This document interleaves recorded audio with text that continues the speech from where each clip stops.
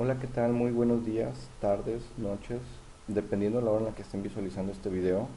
Soy el doctor Juan Carlos y el día de hoy les voy a hablar sobre el reconocimiento y el manejo de las arritmias en los pacientes pediátricos. Esta información es directamente obtenida del libro de recomendación de referencia bibliográfica propio de la AJA, que es el PALS, y pues obviamente tomamos en cuenta también las actualizaciones que salieron para este año 2020. Muy bien, ¿de qué vamos a hablar el día de hoy? El día de hoy vamos a hablar de dos apartados. Vamos a describir de manera inicial cuando reconocemos lo que son las bradicardias, cuando estas van a requerir intervenciones de manera inmediata. Vamos a describir los pasos iniciales para estabilizar al niño con compromiso cardiopulmonar, saber cuándo iniciar el RCP, manejar a los niños de forma discreta a los algoritmos de pediatría, ¿sí? Y vamos a seleccionar la medicación apropiada de acuerdo a la arritmia, si ésta se encuentra sintomática o no. Vamos a definir una bradicardia cuando la frecuencia del corazón se haga de manera lenta en comparación con la frecuencia normal para el grupo de edad y el nivel de actividad del niño.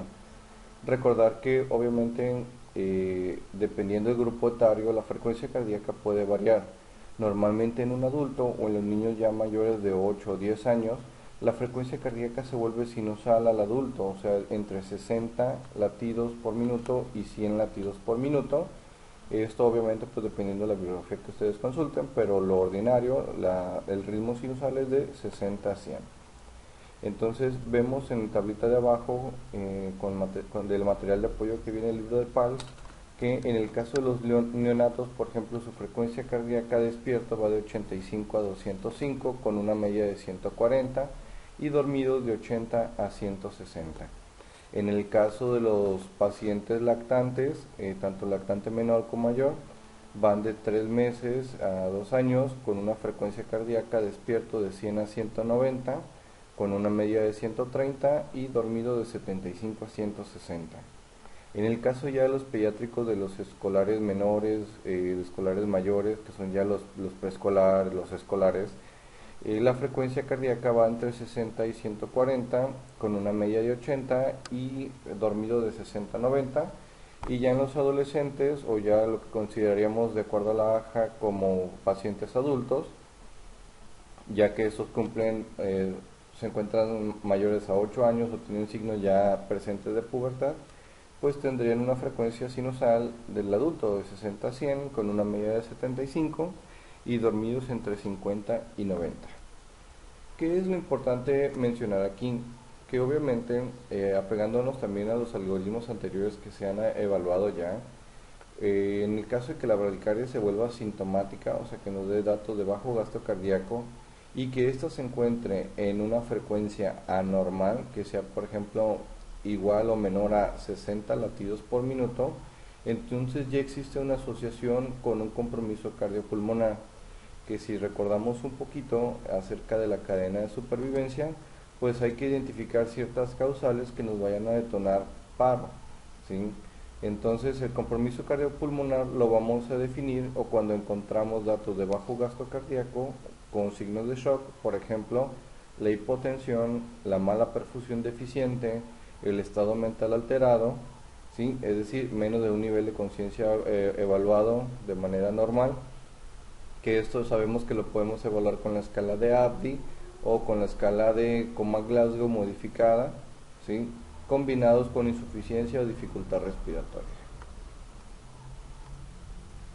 Las causales principales de una bradicardia pues pueden ser primarias como anomalías congénitas, lesiones quirúrgicas al marcapaso sinusal, miocardiopatías, miocarditis, o secundarias como hipoxia, acidosis, hipotensión, hipotermia o fármacos.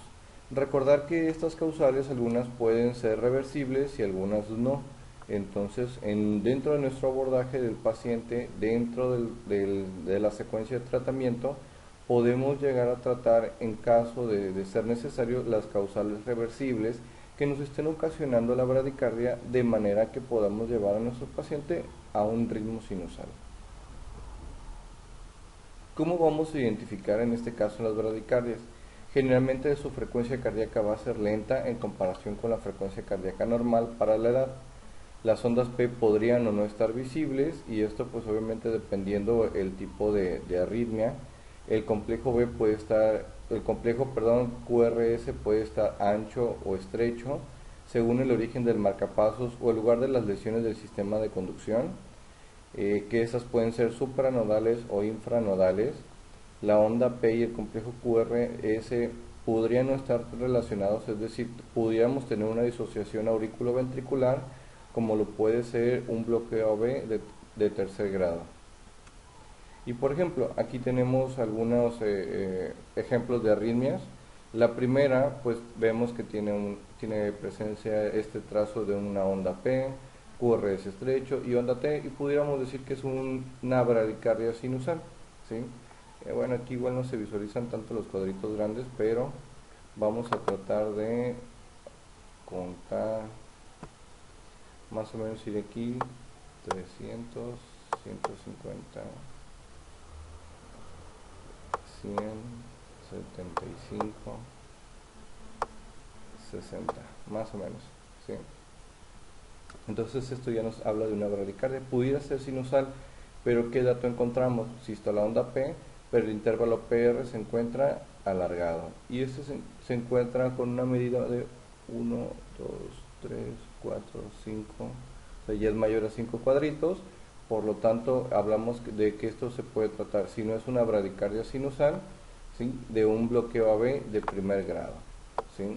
Algunos pacientitos pueden cursar con este bloqueo, pero mientras no den datos de bajo gasto cardíaco, pues realmente no hay tanta relevancia clínica asociada. Pero a partir de estos, por ejemplo, ya en este tenemos aquí que está presente la onda P, el intervalo PR se encuentra alargado, ¿sí? Y este, obviamente, vemos cómo está corto, se alarga y de repente la onda P ya no conduce. Ya no hay conducción aquí del complejo QRS, que tendría que localizarse más o menos aquí a esta altura, y se diría un trazo arrítmico. En este caso hablamos de que se puede tratar de un bloqueo AB de segundo grado de tipo Movitz 1 o de Weichenbach. Y en el siguiente pues vemos igual que tenemos la onda P presente, el QRS presente, la onda T, el intervalo PR se encuentra ligeramente alargado, pero vemos como aquí los intervalos se mantienen constantes, ¿sí? Es conduce, conduce, conduce, y aquí ya no condujo, ¿sí? Aquí tendría que estar el QRS, aquí tendría que haber otro QRS. Entonces podemos hablar que este sería un bloqueo AB de segundo grado Movitz 2 con una relación de 3 a 2, ¿sí? Y por último, pues vemos acá abajo lo que viene siendo, aquí le identificamos la onda P, el QRS, la onda T, de nuevo la onda P, el QRS, la onda T. Pero vemos lo característico que aquí pues a veces se acorta el intervalo PR, a veces se alarga, ¿sí?, a veces se alarga un poquito más o se disocia, ¿sí? El complejo QRS lo vemos ancho, ¿sí? Vemos un QRS ancho, y la onda T de igual manera pues muy disociada, ¿no? Y de esto pues estamos hablando de un bloqueo AB de tercer grado. Ahora, ¿qué vamos a hacer con estos pacientes? El algoritmo de la última actualización en el 2020 nos habla primero pues identificar un paciente con bradicardia, y aquí lo tenemos. Tenemos a Pedrito, que tiene 2 años de edad, ¿sí? Y al momento de evaluar a nuestro paciente le colocamos el monitor y evaluamos esta arritmia que dijimos que es un bloqueo, ¿sí? ¿Por qué bloqueo? Pues vemos los intervalos PR alargados, son constantes, y de nuevo, y aquí en algún momento dejan de conducir. Entonces hablamos de que se trata de un bloqueo AB, ¿sí?, de segundo grado Movitz 2. ¿Sale? Entonces ya tenemos un paciente, identificamos la bradicardia. ¿Qué sigue? Evaluar el compromiso cardiopulmonar. Eso lo podemos hacer directamente con nuestro famosísimo triángulo de la evaluación pediátrica: apariencia, trabajo respiratorio y circulación cutánea, que ya lo hemos evaluado en sesiones anteriores y que de igual manera si tuvieran alguna duda, pues aquí les voy a dejar el enlace del video para que lo vuelvan a repasar. Aquí vamos a evaluar si se encuentra presente el compromiso cardiopulmonar o no, donde tenemos una alteración aguda del estado mental, que ya dijimos que lo podemos evaluar con la escala Abdi o con la escala Coma-Glasgow modificada. Los signos de shock que pueden estar pendientes, que ya dijimos que pueden ser palidez, diaforesis, ¿sí? Los signos de hipotensión que pueden estar asociados de igual manera junto con el trabajo respiratorio alterado, ¿sí? Y la presencia de estado de hipoperfusión tisular. Ahora, ¿qué vamos a evaluar a esto? El algoritmo nos dice que si nuestro paciente no presenta datos de alteración hemodinámica, entonces vamos a apoyarnos con el ABC de la reanimación, el uso de oxígeno si es necesario. Recuerden que nuestra saturación debe de mantenerse mayor o igual al 94%, ¿sí? Vamos a realizar un electrocardiograma de preferencia de dosis elevadas para analizar de manera adecuada la arritmia y pues identificarla y tratar las causas subyacentes que ya les mencionamos hace un momento. Pero bueno, ¿qué pasa si al contrario, mi paciente sí se encuentra con un deterioro en la perfusión o en el estado cardiovascular? Pues entonces, de igual manera, siempre ante toda evaluación debemos de mantener nuestra secuencia de reanimación, que es el C, el A y el B, ¿sí? Pero recuerden que en el caso de los pacientes pediátricos, nuestra prioridad siempre va a ser la ventilación. Entonces, realmente las tareas pueden cambiarse o las letras pueden cambiarse de sobreposición, pero en el caso de los pacientes pediátricos, recuerden que las principales causas de paro son las insuficiencias respiratorias. Entonces debemos de mantener una vía aérea permeable si el paciente, aquí vamos a evaluar, está consciente o está inconsciente. Vamos a asistir con ventilaciones o no de manera a presión positiva según sea necesario. Recuerden que en esta última actualización, en el 2020, nos dicen que vamos a dar una ventilación cada 2 o 3, ¿sí?, segundos, que corresponde más o menos de 20 a 30 respiraciones o ventilaciones por minuto. Y vamos a utilizar el monitor cardíaco para identificar qué ritmo es, controlar el pulso, la presión arterial y la oximetría, ¿sí? Van a ser esas tres variables de estudio. Si es necesario, vamos a iniciar el RCP siempre y cuando la frecuencia cardíaca se encuentre en valores menores de 60 latidos por minuto, porque esto les comentaba hace un momento. De acuerdo a la cadena de supervivencia, identificamos que esta frecuencia cardíaca ya nos da datos de bajo gasto cardíaco con una proyección de parada cardíaca. Entonces, en caso de que la frecuencia cardíaca sea menor de 60, pues ya no continuamos el algoritmo, ¿sí? Aquí en este caso ya no continuaríamos el algoritmo, nos vamos directamente a el algoritmo de paro. ¿Sí? Y aquí pues la secuencia ya es distinta. Pero ahora me van a decir, bueno, ¿y entonces para qué sirve un algoritmo de bradicardia? Bueno, recuerda que en este caso nuestros pacientes pediátricos tienen una variabilidad en la frecuencia cardíaca, ¿sí? Entonces, si este se encontrara entre 60, ¿sí?, y 100, bueno, 61, vamos a ponerle 61 latidos por minuto y 100, que es en su mayoría el rango mínimo de frecuencia cardíaca, con datos de bajo gasto cardíaco, ¿sí? Entonces nos vamos a ir al algoritmo de bradicardia, ¿sí? Igual si ese se encontrara asintomático o si persistiera. Pues persiste la bradicardia, o sea, se encuentra entre 60 y 100 latidos por minuto. Hablamos de un niño de 2 años, vamos a recordar un poquito, ¿sí? Nuestro pacientito de 2 años debe de tener por lo menos entre 100 y 190 latidos por minuto. Casualmente mi paciente tiene, estando despierto, ¿sí?, 70 latidos por minuto y me da estos datos de bajo gasto cardíaco. Entonces ya vamos a darle secuencia. Mi paciente tiene 2 años, ¿sí? Su frecuencia cardíaca es de 70 ¿sí? ¿Y qué nos dice el algoritmo? Vamos a continuar con el RCP si la frecuencia, ok, no, es mayor, es de 70. Bueno, aquí nos dice primero, vamos a obtener un acceso intravenoso o intraóseo de acuerdo a la necesidad. Pues ya lo canalizamos, le pusimos una solución fisiológica, una solución salina al 0.09% de 500 mililitros y lo vamos a dejar ahorita para venita permeable, ¿sí? Vamos a administrar adrenalina, ¿sí? Y aquí nos vamos a nuestra tabla de medicamentos. La adrenalina en este caso va a ser utilizada cuando tengamos bradicardias sintomáticas que sean persistentes a pesar de la ventilación. O sea, ya oxigenamos a nuestro paciente con ventilación a presión positiva en caso que presente bradipnea, saturación baja, ya, el paciente sigue igual, ¿sí?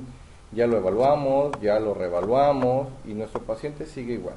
Entonces vamos a administrar 0.01 miligramos por kilogramo de peso a nuestro paciente. ¿Pero qué creen? Pues no me acuerdo cuánto pesa mi paciente. O su mamá no sabe. Nada, tiene mucho que fue al médico y no lo han pesado. ¿Qué vamos a hacer? Pues muy sencillo. Vamos a recordar utilizar nuestra fórmula de peso ponderal de acuerdo a Perceptin 50. Vamos a utilizar edad por 2 más 8. Entonces nuestro paciente tiene un peso de 2, edad por 2 son 4, más 8 son 12, ¿sí? Entonces nuestro paciente pesa 12 kilogramos y vamos a hacer el ejercicio. Mi paciente tiene entonces 12 kilos, voy a sacar mi calculadora, 0.01 miligramos por 12 y me da un total de 0.12 miligramos por kilogramo de peso, ¿sí? Entonces a mi paciente le voy a administrar 0.12 miligramos por kilogramo de peso, ¿sí? Que esto pues obviamente tú ya para estas alturas lo sabes preparar y si no te recuerdo, ¿sí? Cómo prepararlo en este momento. En este caso lo que vamos a hacer es, vamos a agarrar una ámpula, recuerda que esta viene en una dilución de 1 a 1000, ¿sí? Vamos a agarrar 1 mililitro y de ese mililitro lo podemos aforar en 10 mililitros para que sea una dilución de 1 a 10.000 y de ahí vamos a obtener solamente 1.2 mililitros, ¿sí? O podemos agarrar mucho más fácil una jeringa si tenemos, ¿no? Una jeringa de insulina y tomar solamente 12 unidades de lo correspondiente. Entonces esa cantidad de adrenalina se la vamos a pasar, ¿sí? Y obviamente vamos a esperar a ver si responde. Recuerda que el efecto adrenérgico tiene una acción rápida de menos de 1 minuto, pero una vida media corta de 3 a 5 minutos aproximadamente. Si con la adrenalina, que lo vamos a usar con efectos sinotrópicos, coronotrópicos, vanotrópicos positivos, no nos da un resultado favorable, pues nos vamos a la segunda opción, que es la atropina, ¿sí? En este caso, cuando existen datos de aumento del tono vagal o bloqueo AB primario, entonces vamos a utilizar una dosis de 0.02 miligramos cuando el bloqueo sea supranodal, ¿sí? Por kilogramo de peso. Entonces a mi paciente ya dijimos tiene 12 kilos y le vamos a administrar 0.02 por 12.24, ¿sí? miligramos por kilogramo de peso, ¿sí? Es lo que le correspondería a atropina, que de nuevo tenemos nuestra ampulita. De la ámpula podemos hacer un aforado de 1 a 10.000 o en su defecto podemos utilizar una jeringa de insulina y sacar 0.24, bueno en este caso serían 24 unidades, que sería lo correspondiente para administrar al paciente, ¿sí? Entonces, ¿cómo vamos a identificar en este caso las arritmias supranodales o infranodales?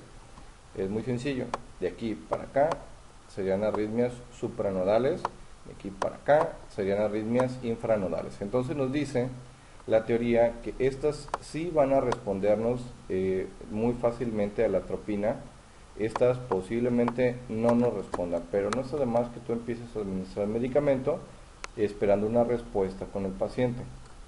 Si ya administré mis dosis, que en este caso recuerden que la dosis máxima de atropina sería de 0.5 miligramos, y en el caso de nuestros pacientes pediátricos con adrenalina podemos utilizar dosis de 0.02 miligramos, no hay una dosis límite, pero hay que cuidar de los datos de toxicidad adrenérgica, y en caso de que se nos haga muy difícil conseguir una vía endovenosa o intraósea, Podemos utilizar la vía endotraqueal con dosis de 0.1 miligramos por kilogramo de peso, posterior a un lavado de 5 mililitros de solución fisiológica.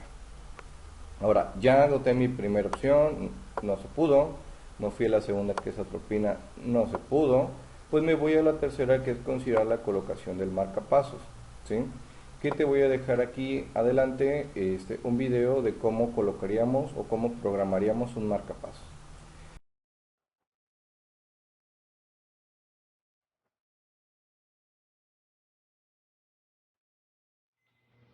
Hola, ¿cómo están? Bienvenidos a un nuevo video de Hablemos de Medicina de Urgencias. El día de hoy revisaremos un tema de suma importancia en soporte vital avanzado, un dispositivo de electroestimulación cardíaca, el marcapasos transcutáneo, como lo veremos a continuación. El marcapasos transcutáneo es un dispositivo que va a producir una electroestimulación al corazón para mejorar la frecuencia cardíaca. Está indicado en los pacientes con bradiarritmias inestables o que no han respondido a dosis de atropina o de vasopresores en infusión. Vamos a ver los pasos más adelante. Coloque los parches en el pecho del paciente, como indican las imágenes, y posteriormente conéctelo directamente al conector de las palas. Una vez que estamos aquí, vamos a la parte del marcapasos. Una vez que selecciona la opción de marcapasos, que en este caso se encuentra en verde, vamos a ir subiendo la primera perilla, que es para la frecuencia de disparo. Vamos a colocarla en 60 inicialmente o hasta 70 y vamos a ir subiendo posteriormente los miliamperes hasta que cada espiga se encuentre con un QRS. En este caso estamos viendo cómo están coincidiendo cada una de las espigas con un complejo QRS. Recuerda que este procedimiento puede ser doloroso para el paciente. Considere la pseudoanalgesia previo a la aplicación, a menos que el paciente se encuentre francamente inestable y sea necesario aplicarlo inmediatamente. Pues muy bien, con esto hemos concluido el video del día de hoy. Esperamos que les haya gustado. No olviden darle like, compartir y suscribirse al canal de YouTube. Espero que les sea de mucha utilidad. Nos vemos en el siguiente video.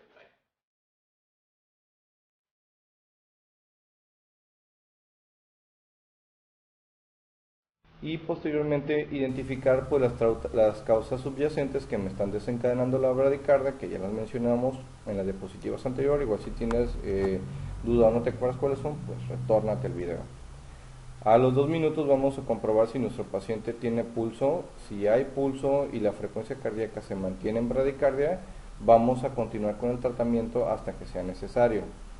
Si después de esos 2 minutos mi paciente no tiene pulso o tiene una frecuencia cardíaca menor a 60 latidos por minuto, pues entonces sin vuelos, sin escalas, ¿sí?, me voy al algoritmo de PAR, ¿sí?, y así sucesivamente hasta que logremos trasladar a nuestro paciente si nos encontramos en un servicio de atención prehospitalaria o en el hospital, pues de preferencia, si no se coloca el marcapasos, solicitar el apoyo del pediatra, del cardiopediatra o de un cardiólogo para que nos apoye y nos dé sostén en nuestro tratamiento. En el caso de la persistencia de la bradicardia junto con la hipotensión, igual podemos utilizar algunos otros agentes vasoactivos, pero para eso ya sería necesario o sugerible colocar una vía venosa central, ya que recuerden los efectos que pueden tener de manera colateral las aminas cuando se administran por vía periférica. Y bueno, dentro de nuestros conceptos críticos que nos refiere el PALS, debemos de reevaluar al paciente para descartar los signos de compromiso cardiopulmonar, que ya los mencionamos, son la hipotensión, la alteración del estado de conciencia y los signos de mala perfusión. Esto es lo que nos va a determinar si nuestro paciente va a requerir un abordaje terapéutico farmacológico o eléctrico o no lo va a requerir. En el caso de la colocación de un marcapasos transcutáneo, recuerda que este va a estar dando ligeras descargas, por lo que va a ser necesario entonces que le coloques pseudoanalgesia a tu paciente para evitar el estrés que pueda ocasionar la descarga eléctrica y el dolor sobre todo.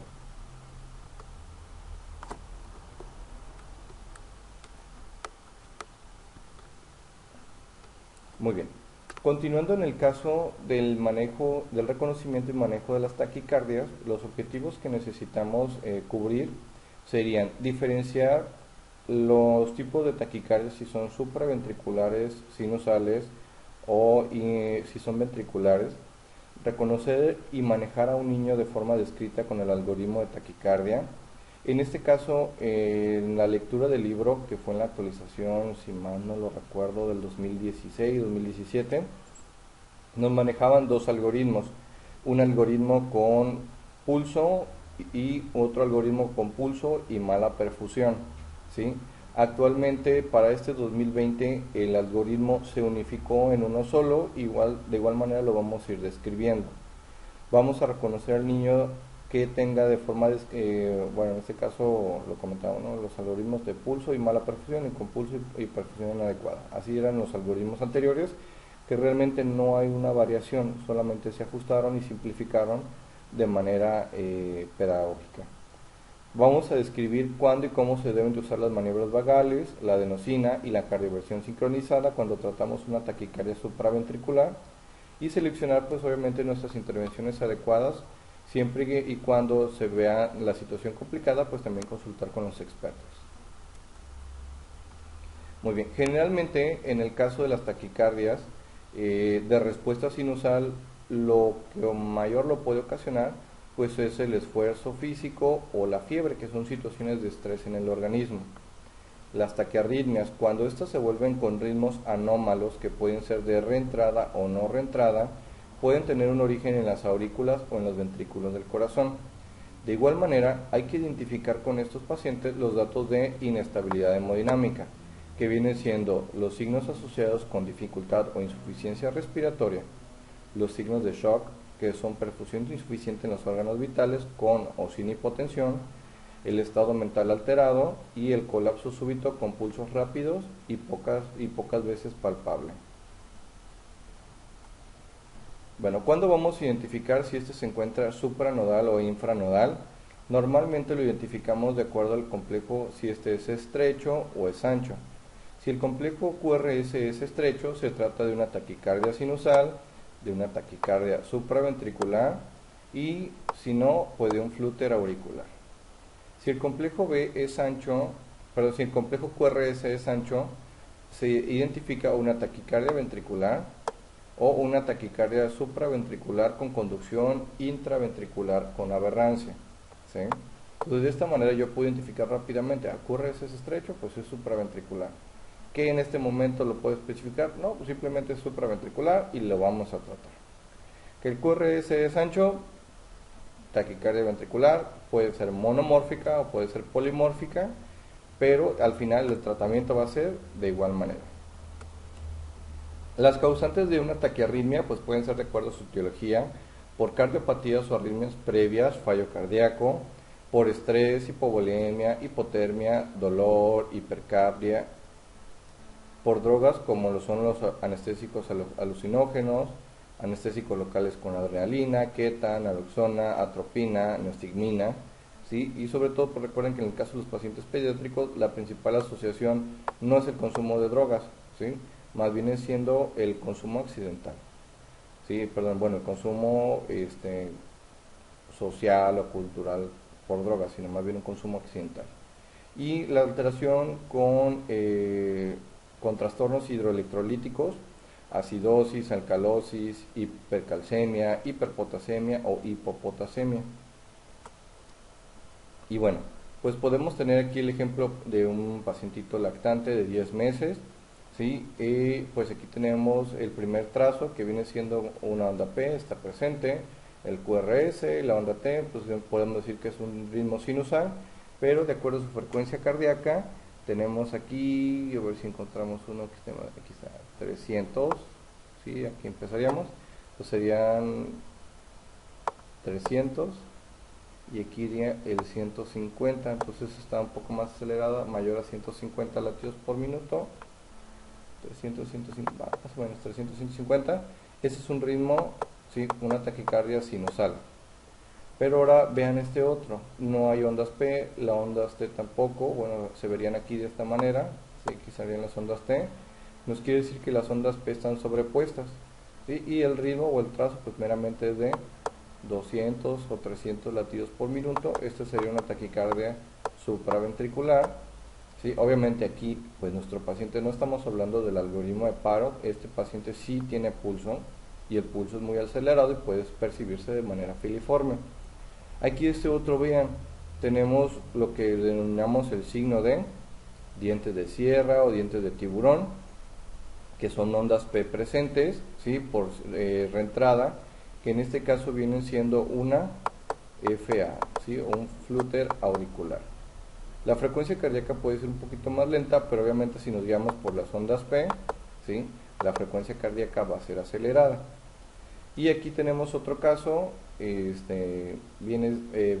observamos lo que viene siendo aquí un QRS ancho, no hay presencia de ondas P, las ondas T pues están ligeramente elevadas, el segmento ST, por lo tanto hablamos que esto se trata de una taquicardia ventricular, y si le queremos poner su apellido a la arritmia, pues sería una taquicardia ventricular monomórfica.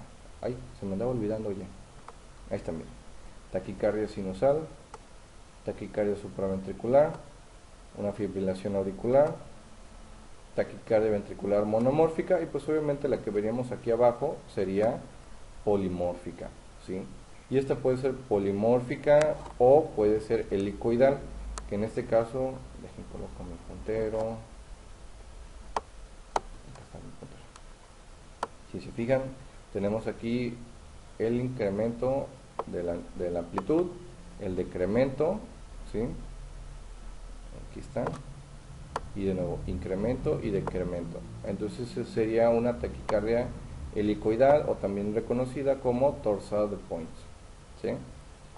Y también, si queremos hacerlo mucho más específico, sería una taquicardia monomórfica, ¿sí? Gruesa por la, no sé si en la fibrilación, ¿verdad? ¿No? Taquicardia ventricular monomórfica, taquicardia ventricular polimórfica o helicoidal. Ahora, ¿qué es lo que vamos a hacer? ¿Cuándo vamos a tratar nosotros una taquicardia? De igual manera, nos vamos a apoyar con nuestro interrogatorio de nuestros pacientes y vamos a determinar la variabilidad de la frecuencia cardíaca. En los pacientes lactantes, si la frecuencia cardíaca fuera mayor a 220, se le ofrecería tratamiento de la arritmia. En los pacientes pediátricos, o sea, el resto de las categorías o de los grupos etarios, ¿sí? Que son los pacientes mayores al año de edad y hasta los 8 años, los que tengan signos de pubertad, si tienen una frecuencia cardíaca mayor a 180 latidos por minuto, ¿sí? Le vamos a ofrecer tratamiento. Vamos a tener que identificar si las ondas P están presentes o no están presentes, si son normales o anormales, el intervalo PR, que debe ser constante, de duración normal, el intervalo RR variable, y pues determinar si el QRS, el complejo, puede estar ancho o estrecho. En el caso de la taquicardia sinusal, pues debemos de evaluar en comparación con una taquicardia supraventricular, que su inicio es gradual, compatible en algunas ocasiones con situaciones de estrés como fiebre, dolor, deshidratación o situaciones de shock hipovolémico como puede ser una hemorragia. En cambio, la taquicardia supraventricular es de inicio abrupto, de forma repentina, generalmente se asocia con datos de insuficiencia cardíaca congestiva o de inicio súbito con palpitaciones. En el caso del examen físico, pues las causas subyacentes debemos de encontrarlas: estertores, fiebre, hipovolemia, anemia, ¿sí? Y en el caso de la taquicardia supraventricular, de igual manera, estertores, los signos y síntomas de insuficiencia cardíaca congestiva como lo es hepatomegalia y edema. Y pues obviamente la frecuencia cardíaca, que debe ser normal en los lactantes menor a 220 y en los niños menor a 180. ¿Cuáles van a ser mis intervenciones? Pues dentro de mis intervenciones que vamos a realizar es, si tengo una taquicardia supraventricular, o sea de un QRS estrecho, podemos utilizar, igual que en los adultos, maniobras vagales. Si mi paciente se encuentra con datos de inestabilidad hemodinámica, cardiovención sincronizada. Y si no revierte o mi paciente no tiene datos de compromiso hemodinámico, la terapia con medicación. Ahora, con respecto al manejo de las maniobras vagales, el libro del PALS nos dice que podemos revertir un poquito o podemos estimular el reflejo vagal colocando en una bolsa de plástico pequeña una mezcla de agua y hielo y colocarla en la cara del niño durante 15 a 20 segundos sin obstruir la nariz. Esto nos puede ayudar en el caso de los pacientes lactantes, ¿sí?, o pediátricos menores. En el caso de los pacientes pediátricos mayores, se nos puede sugerir también lo que son el masaje vagal, ¿sí?, el masaje carotidio, o la prueba o en este caso la estimulación o maniobra de Valsalva, ¿sí?, o Valsalva invertida, que es algo que ya está mucho en uso, ¿no?, en las salas de atención prehospitalaria y hospitalaria. Pero el libro pues principalmente menciona lo que son la colocación del agua y hielo, ¿no? Lo que no recomienda prácticamente en los niños pequeños es el masaje carotidio, ¿sí?, y tampoco recomienda lo que es el masaje ocular por el riesgo del desprendimiento de retina.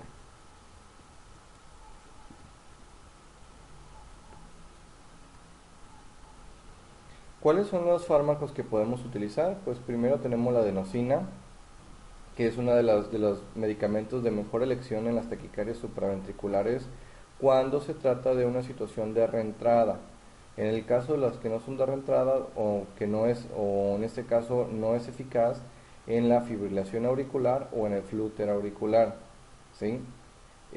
La dosis de adenosina es de 0.1 miligramo por kilogramo de peso, máximo 6 miligramos, y este tiende a surtir efecto en los primeros 15 o 30 segundos. Si vemos que en la reevaluación de nuestro paciente no hay una mejoría, podemos administrar una segunda dosis doblándola de 0.2 miligramos por kilogramo de peso, dosis máxima de 12 miligramos, y administrándole esta por vía endovenosa o por vía intraósea. Los cuidados se nos dan cuando nosotros queremos utilizar una vía venosa periférica. Se nos recomienda utilizarla con un bolo rápido que dure menos de 10 segundos, acompañado de un lavado de solución de 5 a 10 mililitros, de 5 a 10 mililitros de solución para su lavado, con un periodo de 15 a 20 segundos.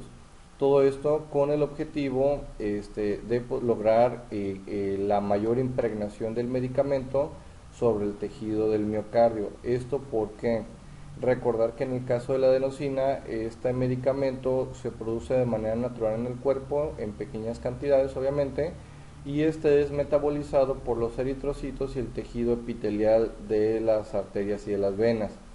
Por lo tanto, si el medicamento se administra muy lento, pues prácticamente este no va a surtir efecto y obviamente no vamos a lograr revertir la taquicardia.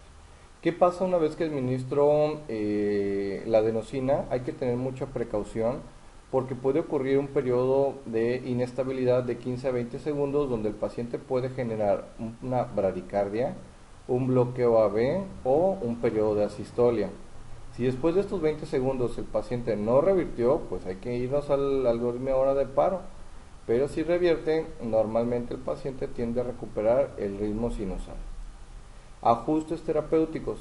Vamos a disminuir la dosis a un 75% si nuestro paciente utiliza carbamazepinas o el dipiridamol. El segundo medicamento es amiodarona.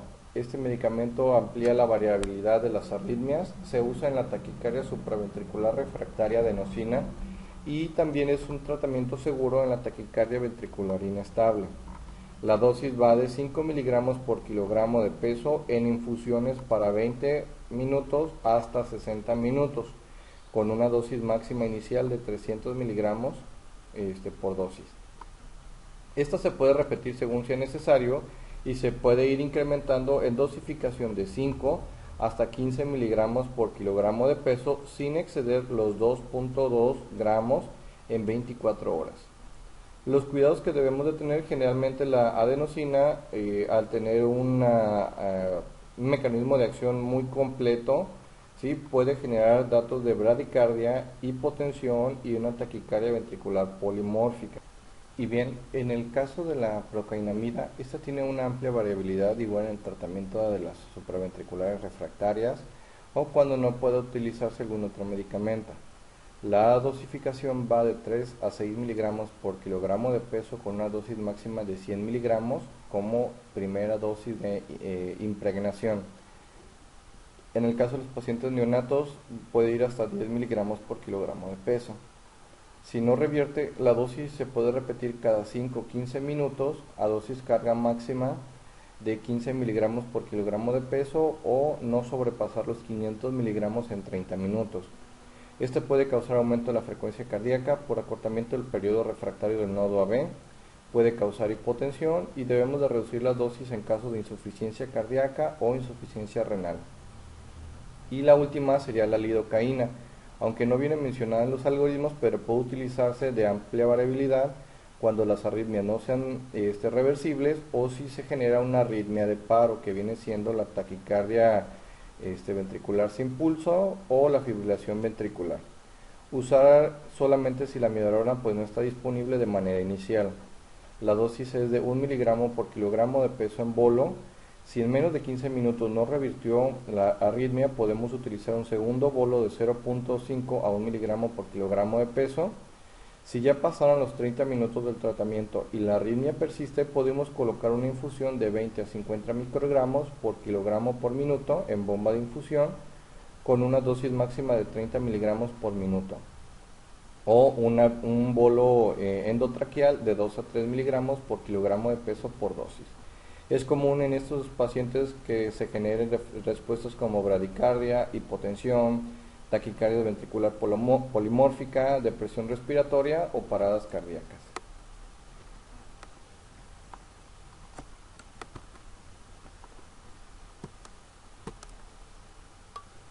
Y bueno, ese vendría siendo ya un acortamiento de lo que venimos mencionando desde hace un momento. Vamos a continuar, aquí está.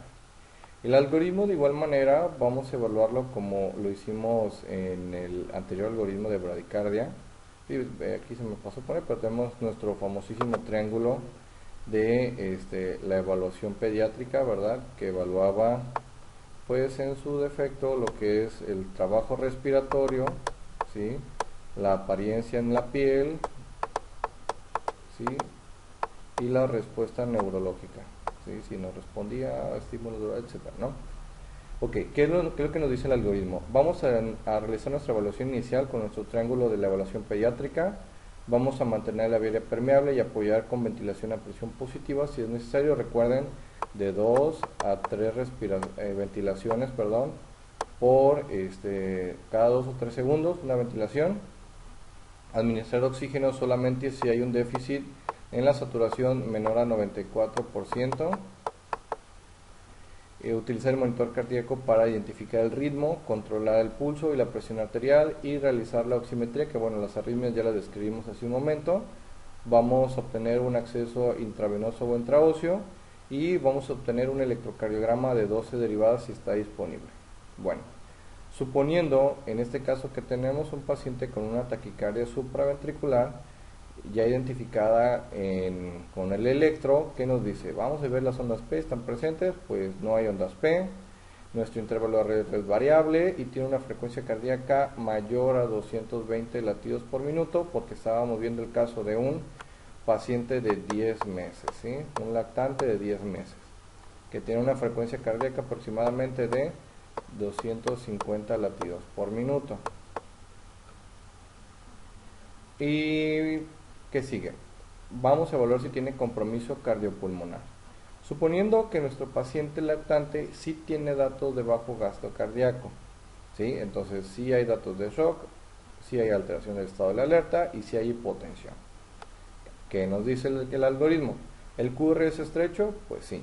Entonces, al tener datos de bajo gasto cardíaco, si las ondas P o las ondas P están anómalas, en pues una taquicardia supraventricular, ¿sí? Los lactantes tienen una frecuencia cardíaca mayor a 220, pues si tiene 250 latidos por minuto.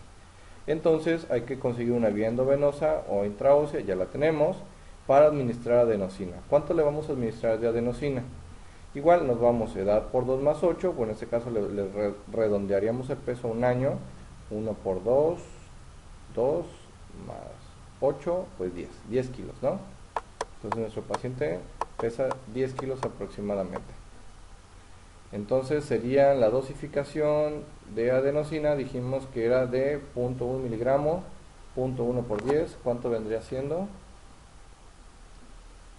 Viene siendo 1 miligramo. 1 miligramo le vamos a administrar a nuestro paciente. ¿Con qué indicaciones? Ya dijimos, debe ser un bolo rápido, no mayor a 15 segundos, con una solución de lavado de 5 o 10 mililitros para que esto tenga un efecto cardíaco estable, ¿no? Si el acceso intravenoso o intraóseo no está disponible o si la adenosina no es eficaz, pues entonces nos iremos a la cardioversión eléctrica, ¿sí? Que de eso de igual manera te voy a dejar aquí un video para que consultes cómo vamos a realizar la cardioversión sincronizada con nuestros pacientes.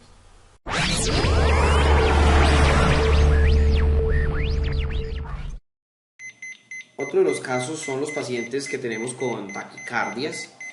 En especial este que tenemos aquí en el monitor es un paciente con una taquicardia supraventricular. En el caso que el paciente haya llegado con signos de inestabilidad tales como dolor torácico, dificultad respiratoria, alteración del sensorio, hipotensión, cualquiera de ellos, se considera que es un paciente inestable. Esos pacientes requieren ser inmediatamente cardiovertidos. Vamos a ver cómo hacer una cardioversión sincrónica en uno de estos pacientes. Lo primero que debemos hacer es asegurarnos que nuestro paciente tenga los electrodos puestos en buena posición. Y lo otro es colocar nuestro monitor, nuestro desfibrilador en modo sincrónico, como lo vemos acá. Entonces colocamos el modo sincrónico.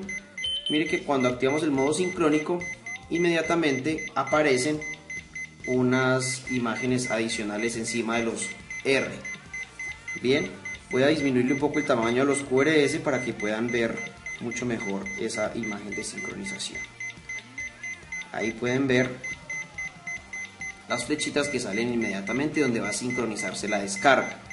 Bien, es importante tener una ganancia adecuada o un tamaño adecuado del trazado para que él pueda sincronizar adecuadamente. Bien, luego de que lo tenemos ya en modo sincrónico, procedemos a colocar la dosis en joules. En las taquicardias supraventriculares generalmente podemos utilizar una dosis de 50 o 100 joules la primera descarga. Aquí donde seleccionamos energía, vamos a ver que aquí empiezan a modificarse los joules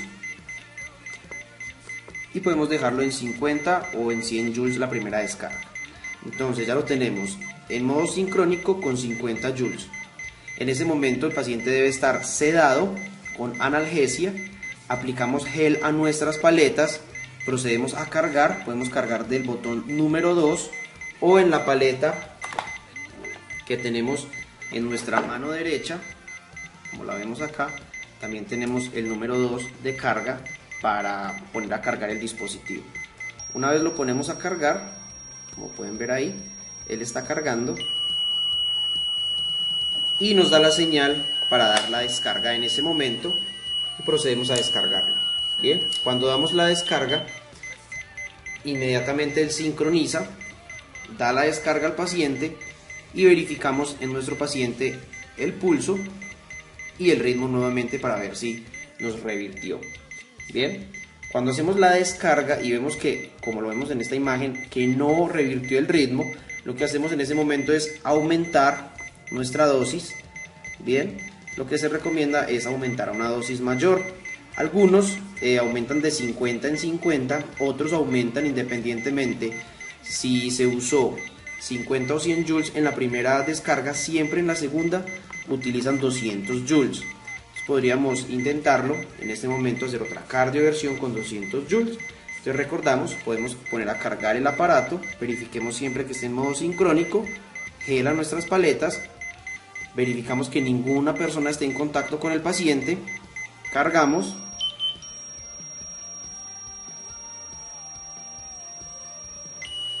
cuando él nos da la señal, procedemos a hacer nuestra descarga sobre el paciente verificando que todo se aleje y damos la descarga. Bien. Luego que damos la descarga, verificamos el ritmo del paciente y el pulso y como vemos en esta imagen, inmediatamente el ritmo revirtió. En este momento tenemos un ritmo sinusal corresponde con el ritmo del paciente y vemos que los signos vitales de nuestro paciente se han estabilizado. Y bueno, retornando ya a la información del video, lo que vamos a hacer entonces es calcular. Nuestro paciente pesa 10 kilos y vamos a iniciar con la cardioversión. ¿Qué nos dice? Vamos a empezar de 0.5 a 1 joules por kilogramo de peso y lo vamos a ir incrementando hasta máximo 2 joules por kilogramo de peso. Entonces mi paciente pesa 10 kilos, 10 por 0.5 vendrían siendo 5 joules. Entonces yo voy a iniciar con 5 joules. ¿Sí? Recuerda, hay que administrar pseudoanalgesia a nuestro paciente porque las descargas eléctricas duelen y van a generar mayor estrés en ellos. Ya lo sedamos, le dimos analgesia con los medicamentos asignados y vamos a realizar la primera descarga. Ya descargamos, la arritmia si revierte o no revierte. Si revierte y si no revierte, pues hay que seguir incrementando la dosis, 5 joules, 10 joules, hasta un máximo que dijimos 2 joules por kilo. Entonces aquí sería nuestra dosis máxima, sería de 20 joules. ¿Sí? Y que si el paciente pues total no revirtió, hizo arritmia ventricular y se fue a par, pues nos vamos al algoritmo de par. Pero ahora, retornando un poquito, ¿qué hubiera pasado si en este caso pues mi paciente hubiera tenido un ritmo ventricular, una taquicardia ventricular? En lugar de ser supraventricular hubiera sido taquicardia ventricular. Pues entonces se aconseja consultar con el experto antes de realizar tratamiento adicional. Pero si el paciente está inestable, pues la cardioversión sincronizada es inicial. Entonces, si mi paciente tiene un QRS estrecho, primero administro adenosina, no revierte, me voy a la cardioversión sincronizada. Si no tengo la vía endovenosa en ese momento, porque pues obviamente recuerden que nuestra prioridad en el tratamiento de una taquicardia sintomática es la cardioversión. Si no alcanzas a canalizarlo o pasarle medicamentos y está muy inestable el paciente, cardioviértelo. Ya lo demás lo resolveremos más tarde. Ahora, ¿qué hubiera pasado? Pues si mi paciente no tiene datos de bajo gasto cardíaco, nos vamos de nuevo a nuestro paciente, a nuestro Iker Mateo que tiene 10 meses de edad. Nos vamos, pues su frecuencia cardíaca sí es patológica. Mira, vamos a considerar maniobras vagales. Ya le pusimos su bolsita de hielo y no revirtió. ¿Qué vamos a hacer? Vamos a colocar un acceso intravenoso o intraóseo si aún no está colocado. Y nos vamos a la dosis de adenosina, que era 0.1 miligramos por kilogramo de peso la primera dosis, 0.2 miligramos por kilogramo de peso la segunda dosis. ¿Qué crees? No revirtió. ¿Qué sigue?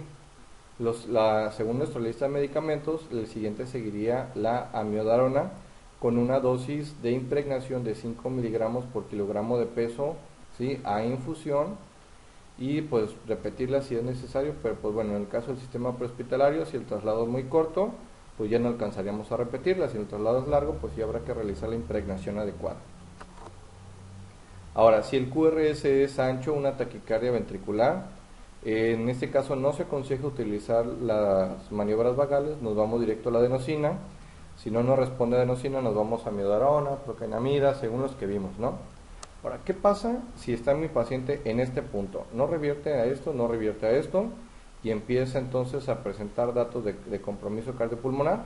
Pues me voy al algoritmo de compromiso cardiopulmonar con la cardioversión sincronizada. Y bueno, esto sería todo de mi parte. Yo les agradezco mucho el que hayan podido visualizar este video. Nos veremos en otra ocasión. Bonito día.